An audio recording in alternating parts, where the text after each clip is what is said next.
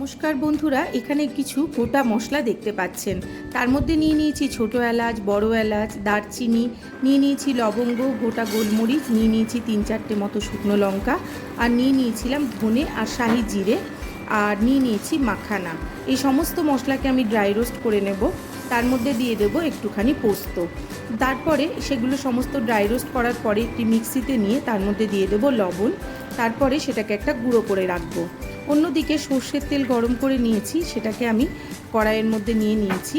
হ্যাঁ, কড়াইয়ে কিন্তু গরম করিনি, আগে থেকে অন্য পাত্রে আমি গরম করে নিয়েছিলাম, যার মধ্যে দিয়ে দিয়েছি শুকনো লঙ্কার গুঁড়ো, ধনে জিরে গুঁড়ো আর হলুদ গুঁড়ো।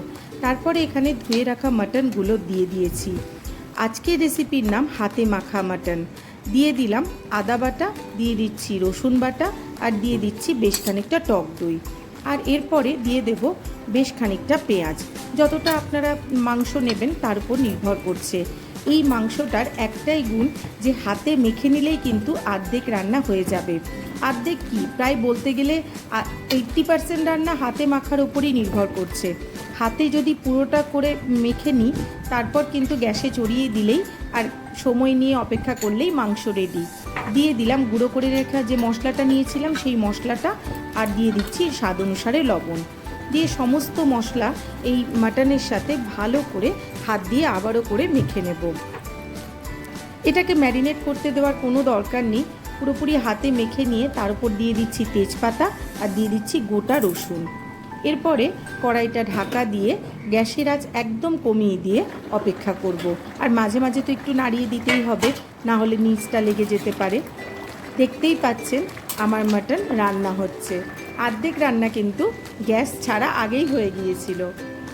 দেখতেই পাচ্ছেন কালারটা যা দুর্দান্ত এসেছে, দেখেই লোভ হচ্ছে। বেসিক যে মশলাগুলো লাগে রান্নাতে সেইগুলোই কিন্তু আমি ব্যবহার করেছি। আপনারাও বাড়িতে এইভাবে একবার হাতে মেখে মাটন তৈরি করবেন, দারুণ যাবে। গরম গরম ভাতের সাথে দারুণ লাগবে এই দুর্দান্ত স্বাদের হাতে মাখা মাটন। আমি কিন্তু কোনো কাশ্মীরি লঙ্কার গুঁড়ো বা কিছু এই রান্নায় কিছুই ব্যবহার করিনি, শুধু কষার উপরেই কিন্তু রান্নাটার রং নির্ভর করছে। ভালো লাগলে অবশ্যই চ্যানেলটিকে সাবস্ক্রাইব করে দিয়ে পাশে থাকবেন। নমস্কার।